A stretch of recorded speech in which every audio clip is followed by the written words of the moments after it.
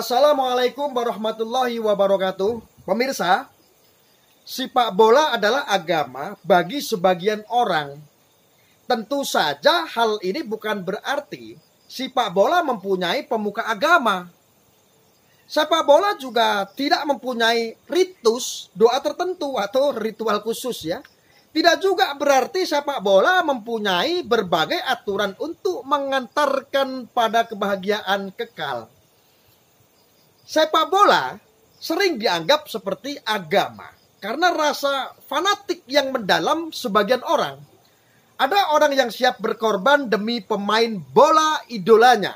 Mereka membela mati-matian sang idola ketika diserang oleh orang lain. Ada pula yang mengidolakan klub tertentu hingga berani untuk mengatakan hidup matinya hanya untuk mendukung klub itu. Bukankah ini seperti orang yang memeluk agama? Dalam taraf tertentu bisa dikatakan seperti itu. Sikap fanatik yang masih sebatas wajar bisa membuat pertandingan sepak bola menjadi asik. Pertandingan sepak bola menjadi greget karena adanya dukungan pendukung fanatik. Bukankah beragama juga seperti itu? Sikap fanatik tetap harus ada tetapi tidak berlebihan. Hidup beragama pun menjadi asik. Yang merusak keasikan itu adalah sikap fanatik berlebihan seperti mengkaitkan sepak bola dengan agama. Perhelatan Piala Dunia 2022 di Qatar menunjukkan hal itu. Tanda-tandanya sudah ada ketika Arab Saudi berhasil mengalahkan Argentina. Saat itu, ada beberapa orang yang mengaitkan kemenangan tersebut dengan agama. Ada yang mengatakan bahwa inilah tanda-tanda kejayaan Islam. Ada pula yang memuji-muji sistem kekhalifahan.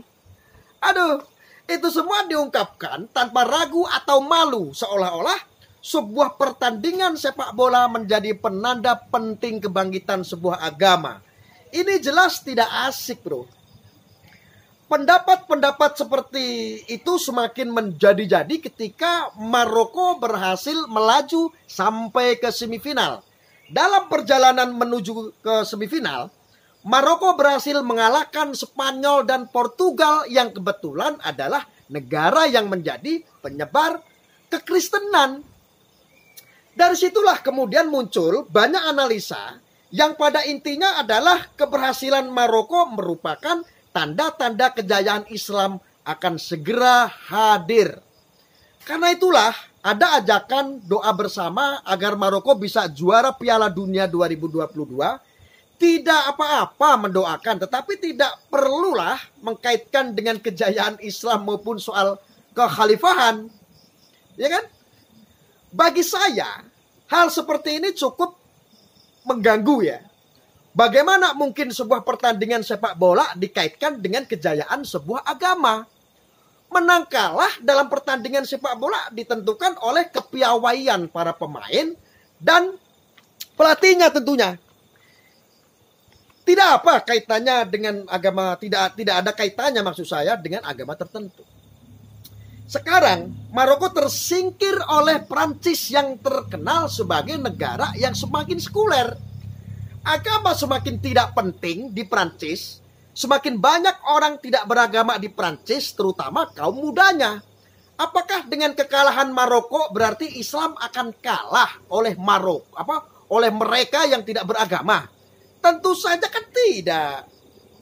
Selain itu, dalam final Piala Dunia 2022 akan terjadi duel antara Argentina dan Prancis.